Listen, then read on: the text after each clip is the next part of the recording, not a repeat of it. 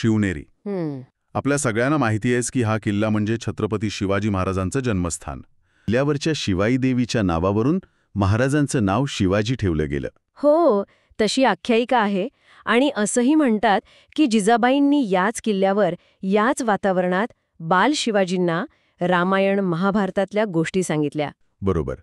म्हणजे शौर्याचे, नीतिमत्तेचे संस्कार इथेच झाले म्हणायला हरकत नाही. स्वराज्याची पहिली कल्पना कदाचित इथेच रुजली असेल. किल्ल्याची रचना बघितली ना, ती पण अप्रतिम आहे.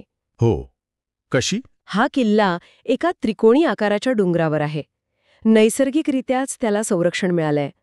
चहू बाजूंनी उंच कडे आहेत. आणि त्यावर तटबंदी. हो, त्यावर भक्कम तटबंदी.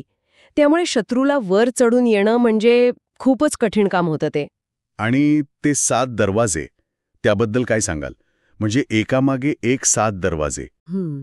ते तर संरक्षणाच्या दृष्टीने खूप महत्वाचे.